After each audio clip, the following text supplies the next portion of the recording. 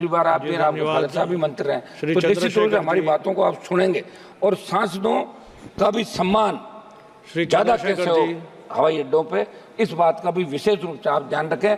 आम आदमी जो सिक्योरिटी को लेकर कई बार शिकायत आती है कि आम आदमी परेशान, आम आदमी को तो ये सारा आपस में सामने से बिठा के और इस हमारी जो हवाई जहाज से जो इस वर्ल्ड के अंदर जो हमारी हिंदुस्तान की हवाई सेवा है वो बेहतर कैसे बने, आम आदमी को इसका फायदा मिले। और देरी से कई बार धन्यवाद बेनीवाल जी, धन्यवाद। खत्म कर रहा हूँ मैं मेरा ही बता दूं आपको। एक बार वो जयपुर जाना था, 7 बजे का मैंने कराई खादी थी और बेनीवाल जी धन्यवाद, बेनीवाल जी धन्यवाद। 2.5 घंटे there nothing will go on record. चलो अच्छा बैठ जाओ। तो आप इन सब बातों में ध्यान, धन्यवाद, बहुत बहुत धन्यवाद आपको। धन्यवाद सभापति महोदय। मैं आपने मुझे मौका दिया इसके लिए धन्यवाद। मैं अपने व्यक्तिगत जीवन में, मेरे आज भी याद है, मेरी माँ ने एक बार मुझसे कहा कि मेरे मामा बहुत गौरवशाली हैं कि उनकी बिटिया ने उनको प्लेन का सफ़र करा दिया। क्योंकि हम गांव से आते हैं, किसान परिवार से हैं, तो हर चीज़ की हमारे लिए अहमियत है। मैंने भी ये तय किया था कि मैं अपनी सैलरी से अपनी माँ को एक बार हवाई जहाज़ का सफ़र ज़रूर कराऊंगा।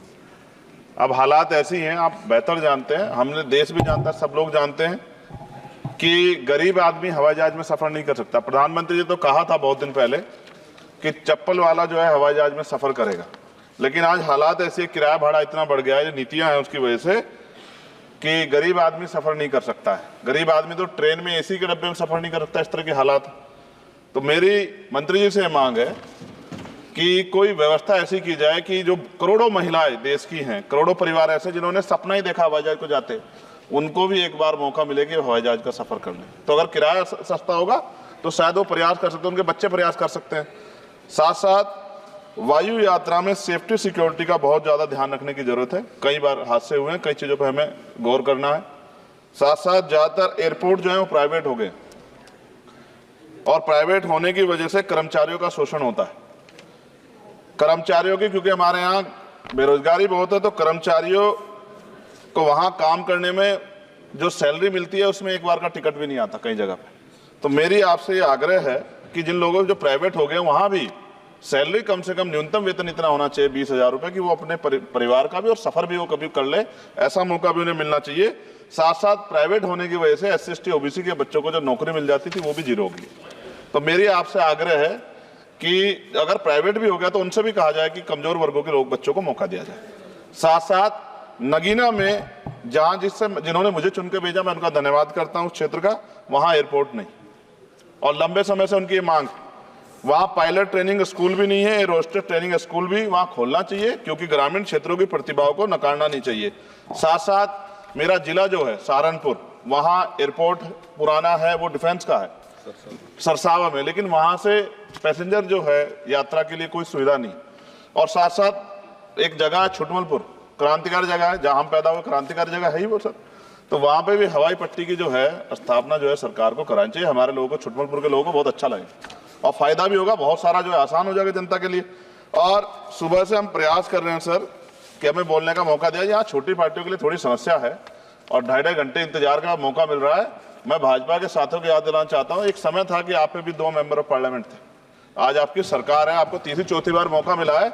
अगर हम लोग भी ज्ञान की कमी थोड़ी है किसी में, ऐसा तो रानी के पेट से ही राजा पैदा होता है या कोई माँ के पेट सीख के आता है। हम तो संघर्ष करके आए 15-15 साल, तो जब हमें मौका नहीं मिलेगा, अपनी बातें रख पाएंगे तो हमारी बात कैसे पहुंचेगी।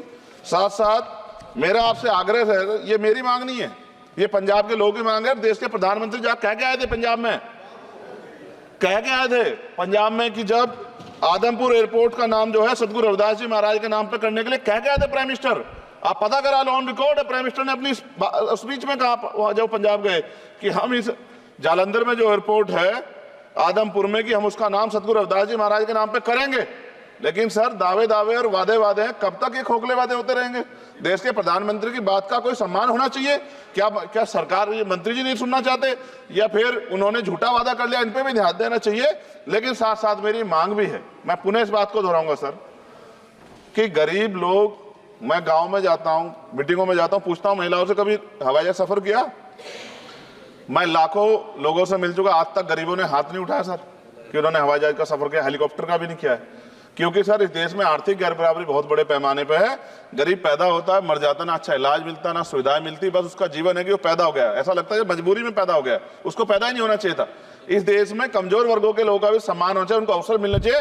सरकार की योजनाओं में गरीबों की हिस्सेदारी होनी चाहिए, इस बात का ध्यान जो है सरकार को रखना चाहिए।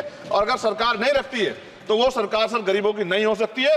नौजवान जो है मंत्री सरकार ने दिए हैं, और मुझे उम्मीद है कि एक नौजवान दूसरे नौजवान के दर्द को और गरीबों के दर्द को और ग्रामीण क्षेत्रों के दर्द को समझेगा। और मुझे भरोसा है आपके ऊपर, आपकी शैली के ऊपर, क्योंकि पिछली बार भी विषय उठा था। हम जाते हैं सब लोग कि आप इस बात को इस बार सफल करने में कामयाब हो जाएंगे। मेरी मंगल कामनाएं भी है कि कोई गरीब परिवार आपको प्रार्थना करे, दुआएं करे कि आपने उनको ये मौका दिया। वरना आदमी पैदा होता है भारत में और गरीबी में मर जा, हजारों साल चला, अब भी आजादी के 75 साल बाद भी अगर ये नहीं हो पा रहा है तो इस पे हमें गौर करना चाहिए कि क्यों नहीं हो पा रहा। कई सीनियर साथी हमारे यहाँ हैं, मैंने उनको प्लेन चलाते हुए देखा, मेंबर ऑफ पार्लियामेंट होते भी। मेरा विश्वास है कि अगर इधर से भी और इधर से भी सब लोग जनता के विषय में सोचेंगे तो जनता की जिंदगी आसान होगी, जो कि अभी नजर नहीं आती। और मैं फिर आपसे आग्रह करूंगा, आप चेक कराइए, SC ST OBC के बच्चों को वैसे ही नौकरी नहीं मिल रही है, और जब ये पूरा सेक्टर प्राइवेट हो जाएगा तो क्या रिजर्वेशन करेंगे हम लोग? क्या फायदा रिजर्वेशन का? जब SC ST OBC के बच्चों क्या रिजर्वेशन का फायदा? गाली तो खाते हैं इस नाम पे, लेकिन रिजर्वेशन ही कहां मिलेगा जब सब प्राइवेट हो जाए? प्राइवेट वाले कहां दे रहे हैं? तो उनको कहिए कि प्राइवेट सेक्टर में मैं विधेयक लेके आया, निजी विधेयक, कि प्राइवेट सेक्टर में SC ST OBC के बच्चों को मौका मिलना चाहिए। सुप्रीम कोर्ट का एक ऑर्डर आज चर्चा हुई इसमें कि भाई क्रिमिलेयर होगी। कितने अरबपति बने आप लोग? कितने लोगों पे हवाई जहाज बताइए SC ST के लोगों पे? कितने लोगों पे हेलीकॉप्टर बताइए आप? कुछ नहीं है आपके पास आंकड़े। सब लोग मिलकर गरीबों को चलना चाहते हैं, ये गलत है सर। मैं आपका धन्यवाद करूंगा पुनः सर, और क्योंकि हम ही कोरम पूरा करते हैं सर, देख लीजिए आप, हम ही बैठे कोरम पूरा करते हैं। हमें विश्वास है अपने देश की पार्लियामेंट पे कि आज नहीं तो कल इस पार्लियामेंट से गरीबों के लिए कानून बनेंगे और गरीबों के लिए पॉलिसियां बनेंगी और गरीबों को भी सम्मान का जीवन मिलेगा, ऐसा हमें विश्वास है। मैं आपका धन्यवाद करता हूं और मुझे उम्मीद है नौजवान हमारे मंत्री से कि वो गरीबों की बात को सुनेंगे और हम लोगों की पीड़ा को समझेंगे और हमारे क्षेत्रों में काम कराने का। धन्यवाद। श्री रविंद्र